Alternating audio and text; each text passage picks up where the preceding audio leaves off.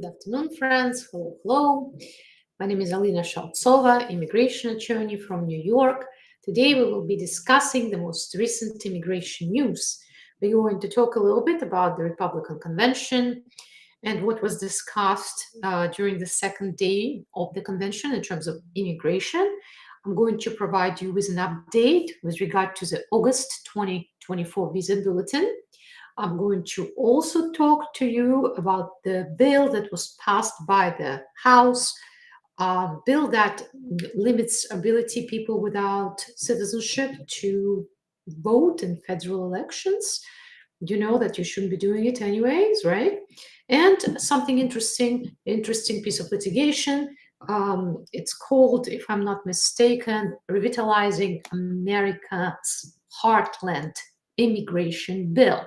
Something that is worth discussing a little bit, or at least you should know about that litigation. Again, it's not litigation, I'm sorry, proposal. It's not the law yet, but it's a proposal. So thank you very much for joining me. My name is Alena Shautsova, immigration attorney. I practice out of New York, but I help people in all 50 states and those of you who are overseas. On my social media channels, I regularly hold these live sessions where I share updates with regard to the most interesting immigration news. We discuss them, and of course, you guys have an opportunity to ask me questions live. So please say hello. Let me know where you're watching from. Please share this live. Send me hearts if you're watching me on TikTok. Please send me stars if you're watching me on Facebook. Share this video, and most importantly, type up your questions. Let me know what is it that you would like to know in terms of immigration, and if I know the answer, I will absolutely answer that question of yours. So type them up. I will get back to them after I'll get back to your questions after I'm done with my little presentation, and let's start. Well, first of all, you know that the Republican Convention is taking place, and immigration, not surprisingly, is an important issue, right? During the second day, I believe there is a new slogan that the party was using, "Make America safe again," or something like that in relation to immigration. So we know what the Republican Party has in plans in terms of immigration. Mass deportations, number one. Strong enforcement, number two. Border security, number three. And perhaps something else that is more tailored in the same key, such as deport everybody, deport those who don't have papers, and so on and so forth. Nothing new. I wouldn't say that there is anything new, but taking into consideration the recent events, and I'm sure you are aware what happened over the weekend, taking into consideration, we know that the Republicans have strong chances of winning these elections, right? Knowing that not only they can win, knowing also that they will probably choose the general key of the immigration policies in the United States, you probably want to prepare for that. And if you can prepare for that, such as file your applications that you can file now, go for it. Or ask for that prosecutorial discretion, please go for it. And of course, if you have any forms of discretionary relief, go for it as soon as you can. For example, you're eligible for naturalization, but you are dragging your feet. Don't do this anymore. File right away. Or let's say you are thinking about that prosecutorial discretion, but you're not really sure. Don't delay that. Tell your lawyer to submit it as soon as possible. So just know that things may drastically change in January, and you would like to be prepared for it. You would like to have your files ready for that as well. Now let's go to the next piece of news. Bill to ban those who do not have citizenship to participate in federal elections was passed by the House. Most likely it's going to be stopped by the Senate. But the thing is this, I don't say it's a new discussion, it's a new proposal. It's not. It's been in the works for forever. This or that version of this litigation has been circling around. And some states actually do require a person to present their ID proving citizenship, I believe, when they would like to vote. But the point is this, guys, if you do not have citizenship, please do not participate, do not vote, do not attempt to vote, even register to vote in federal elections. Why? You will never become a citizen if you do, all right? It's very serious. I sometimes encounter these cases where people mistakenly believe somehow still that they can vote if they're not citizens. Why? Because when they receive their green card, they receive an invitation to register with the DMV, and then they automatically basically fill out the rest of the forms for registration to vote. Don't do that, all right? Don't do that. Stay away from that. There is no waiver for this offense, and you can end up in deportation. Just please, please, please remember that. It's extremely important. Now, good news, something that many of you are happy to hear. Visa Bulletin for August 2024 has very positive progress in F2A category. It advanced to June 15th, 2024. We are right now we are in July 16th, 2024. It means that the category for spouses and children of permanent residents is almost current, which is an amazing news, right? Almost current. For filing, it means that there is only 1 month difference between the time you submit your I-130 petition and the person can file for adjustment of status, which is a great news. And of course, for those of you who are in visa consulate proceedings, it's also great news because you will be able to have that paperwork started right away, right? Almost right away.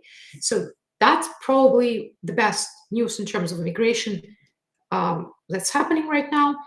Also, there is a little advancement in F2B category, 1 week, F3 category, 3 months. And guess which category is dragging its feet in terms of family immigration? It's F4 for siblings of US citizens, right? The worst. Advancement of only 2 days.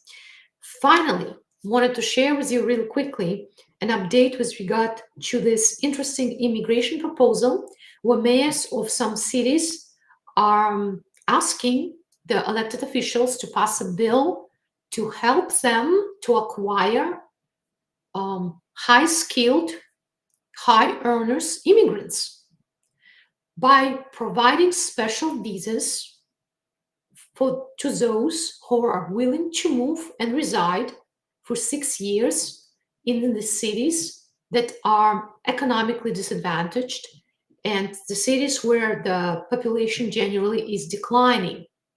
So, for example, this bill is going to pass.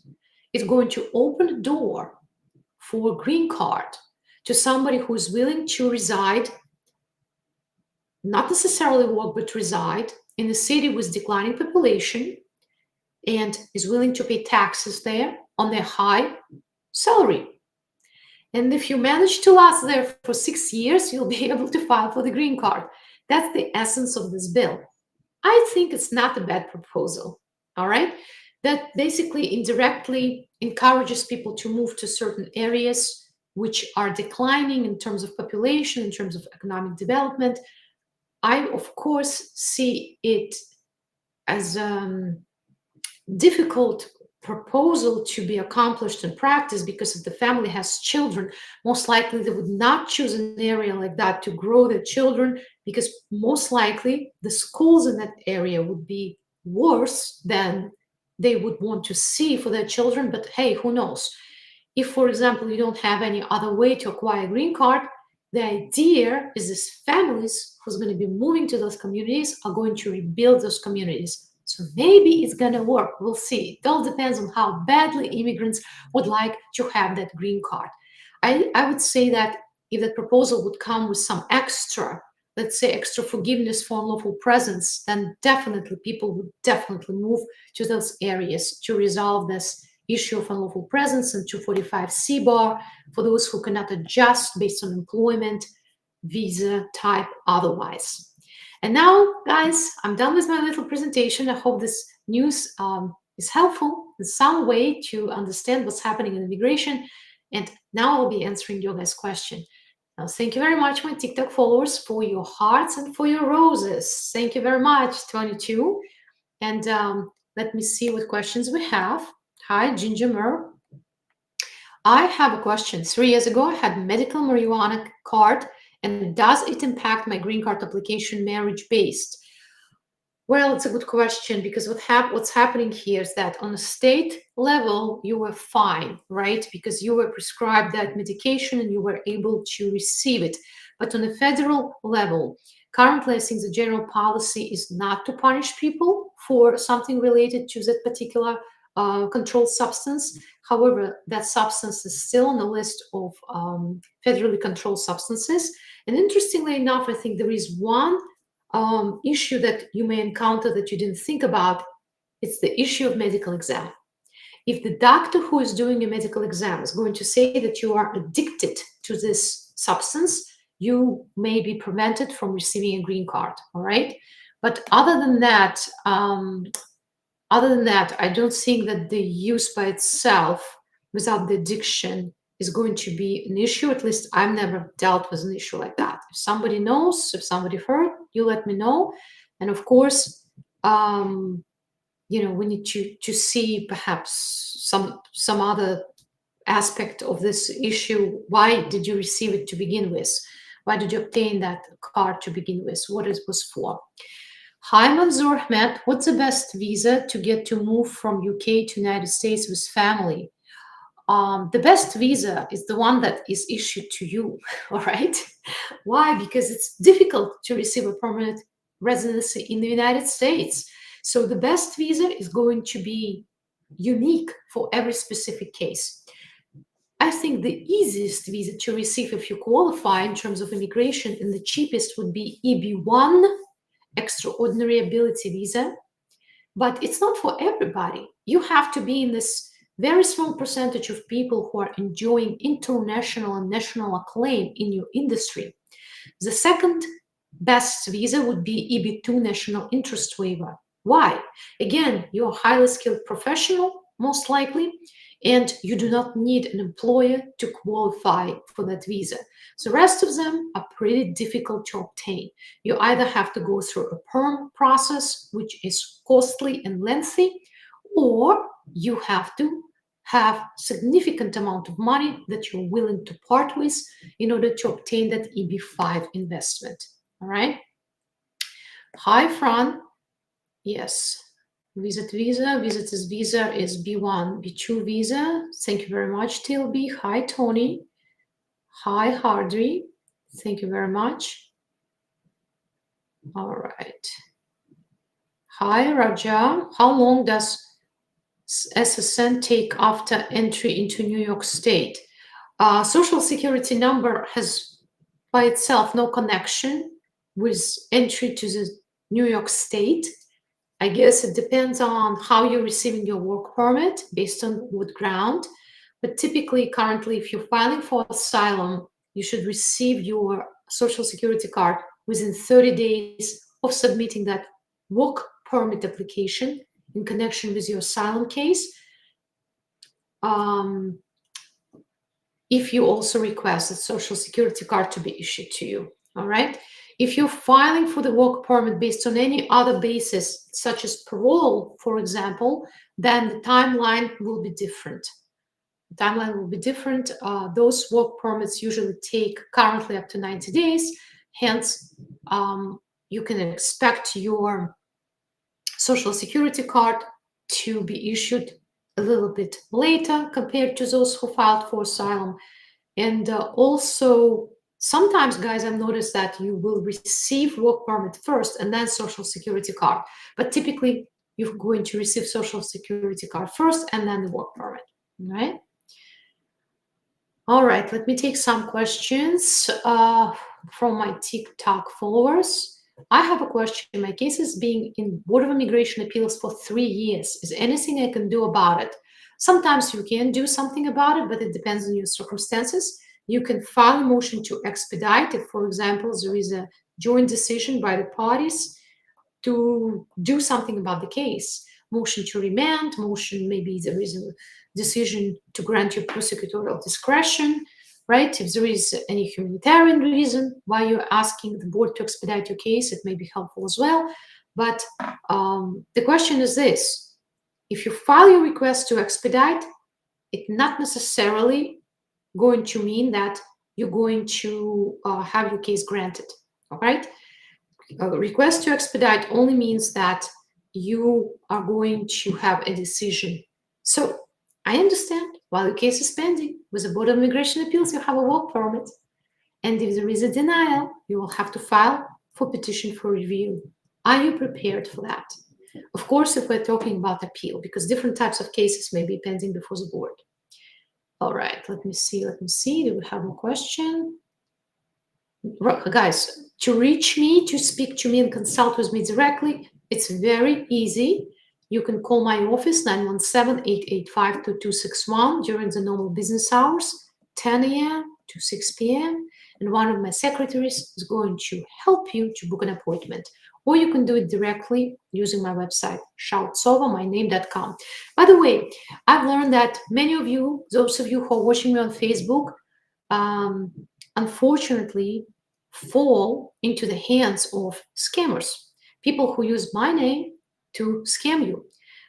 But strangely enough, what happens is that the person first gets scammed and then they find me directly. Why are you letting yourself to be scammed? I think it's because scammers, those who are administrating those fake accounts, offering you some terms that are sounding better than the real terms. For example, I charge money for the consultation and they say they're going to handle something for free. So guys, you know my official page. You see my lives. You know how to contact me, 917-885-2261. Website, only official website we use, shautsova.com. Accepting payments only through that website or through my official phone number for Zelle payments or my official email. So please do your research. If something sounds too good to be true, if I talk to you without an appointment, you know it's a scam, right? We only have appointments, personal appointments on a paid basis. We only charge money after we give you an official retainer. So please be aware of those fake accounts. We report them to Facebook. But unfortunately, Facebook is very slow to do anything about them, or unfortunately, they do not do anything about them. I do not know why. Unfortunately, I'm as frustrated as you are about this fake account situation, and I'm not the only person who is whose name is being used. I know tons of lawyers online in other areas, not just immigration, that have the same issue, that their name is being used by the scammers, and it's a problem. So please just verify, make sure it's official, social media channels that you are contacting, that you're communicating with before you send any money to those people, right? All right, what happened after fees were waived in the T visa application? Well, T visa, first of all, is free. So I do not know why fees were supposed to be waived there. It's free to file for the T visa. Let me know more about the situation, so maybe I'll be able to answer your question a little bit better. All right, let me see. Oh, thank you very much for the team bracelet. I'm not on anybody's team again. All right, let me see. LT, what about the petition of a US citizen child who is 21 petitioning parent? How long is the process? A parent of a US citizen and the child is at least 21 years old is considered to be an immediate relative. There is no extra time to wait. There is no preference category. There is only processing times in this situation. Current processing times for the petition I-130 is anywhere from 5 to 11 months, usually. Sometimes the case is going to take longer. Usually, because of some sort of immigration negative history in the past. Hi, Magdalena. How long does it take to get the receipt for the I-90 form or renewal or replacement of your green card? If you file online, it's going to be instantly. You're going to receive the receipt. Otherwise, anywhere from 30 to 60 days. All right, thank you very much, B. What if your American spouse refused to divorce you? Can you still get your citizenship? If your American spouse refused to divorce you, can you still get your citizenship? Of course, if the marriage was real, it doesn't matter if they agree or they don't want to agree. You need to know that in the United States, and most states, at least, I do not know, maybe there is an exception, but even if your spouse doesn't want to divorce you, you can still divorce them, right? Their consent is not necessary for you to proceed with a divorce. So whether they want to or do not want to, you can still divorce them. You can still get your citizenship as long as the marriage was real. Very, very important. I recently received, hi, Sujan.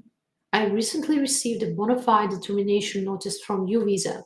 Is that pre-approval? No, it's not a pre-approval. That is a thing that is allowing you to file, if you have not filed yet, for the work permit. Just received a couple of those work permits today, by the way, based on the U Visa pending. Hi, user 394. I applied to renew my work permit, but I was late 1 month before expired action. If you filed to renew your work permit before the expiration of the work permit, you are still covered by the renewal rules. If you filed after the expiration of your work permit, you can still renew your work permit, but it's not going to get an automatic extension if the automatic extension was supposed to be given to you, okay? All right. So I do not know what the issue was. I'm sorry, I'm not sure, because it also depends on the category. Not every category of the work permit allows you to automatically extend it if you file within its validity time. Hi, Jojo. Is there any update on the parole in place for spouses? Well, we're waiting for the regulations to be published by the end of the summer, right? So the good thing is that Biden hasn't changed his mind yet, so that's a good thing. What is happening if visa expired and after 6 months applied for green card? It depends on the grounds for the green card. If you're not immediate relative, it may present an issue. All right. If you are an immediate relative, expiration of your status will not matter. All right. Hi, Luis. Good evening, Alena. I need in support of immigration, New York City, Manhattan. Very good. Thank you, Fernandi. Please reach out to our office if you would like to work with us, 917-885-2261, or visit my website, my last name, Shautsova.com, right? And contact me through the website, and then we're going to sit down and see what needs to be done and what, if anything, can be done and how we can go about that. All right. Okay, bonjour. How long will it take to get a work authorization if my spouse is a green card holder? Just because you have a spouse who's a green card holder doesn't mean you're going to qualify for the authorization. To qualify for the work authorization, you need to file for adjustment of status. To file for adjustment of status, if your spouse is a green card holder, your priority date has to be current. We just discussed it, that in August Bulletin, it says that the priority date for those who are spouses of green card holders is going to be current if the case was filed on or before June 15th, 2024, okay? All right. Queen 328. What can I do if the embassy in UAE taking long to schedule my husband's interview? Apart from following up with them and presenting some good reasons as to why his interview must be expedited, there is not much you can do, I'll be honest. It's very difficult to have any leverage over consulates, all right? Hi, MZ Rana. I was outside the United States more than 1 year on re-entry permit and want to apply citizenship. Can I apply? Are you in the United States now? And did you return to the United States within the validity of your permit? And if so, how much time did you spend in the United States after you returned? We need to know all these answers prior to be able to give you a tip. And by the way, I do not share any consultation here. This is not what we're doing. Here, I'm not consulting people. I'm giving you just immigration tips. Just remember that. So if you do need to have an accurate immigration advice, you need to book an appointment with an attorney who will be able to devote their entire undivided attention to just to you and your paperwork. All right. Let's see, do we have more questions? I have I-130 approved. I made mistake and I have I-824. Can I reapply I-130? I have I-130 approved. I made a mistake. What was the mistake? Mistake was that you did not designate the correct place where your beneficiary is going to be using I-130. If they will be able to adjust, you don't need to worry about I-824. If they have to get a visa in the consulate, I-824 is a proper route to go about this, but it may take longer for this form to be decided than refiling of I-130. You choose what you want to do, all right? Because I do not know your preference, category, and your situation, all right? Is psych evaluation required if getting papers through marriage don't have that money? No, psychological evaluation is not required if you get papers based on marriage. Nothing is required. But if you're asking about it, and if you have a VAWA case, it's not required, but it can be good evidence to prove abuse. If you have a waiver case also, it's not required, but can be very helpful in proving hardships. So just keep that in mind. Some people want to get immigration benefit. They want to get that green card. But then you have to realize that there is cost to the process. It's an emotional cost and financial cost, time cost. It's an investment. It's your life. Take it very seriously.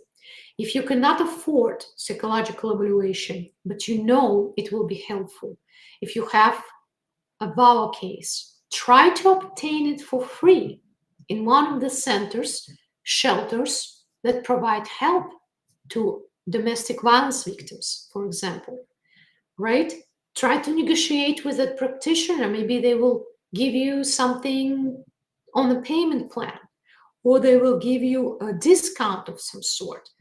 Why? Because nothing is, strictly speaking, required.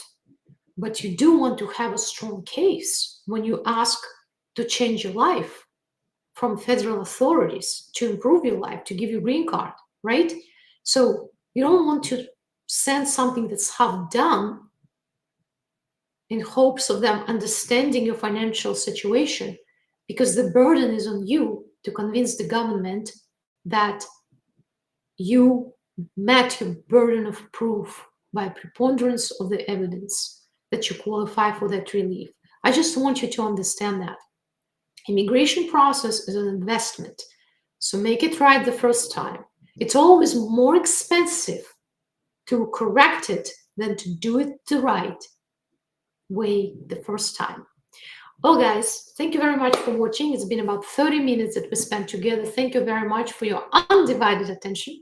Thank you for liking and sharing this stream. If you would like to see me again, please subscribe to my channel, subscribe to my YouTube, hit that notification bell button so when I go live, you will get a notification and you won't miss chance to get some immigration updates and some tips.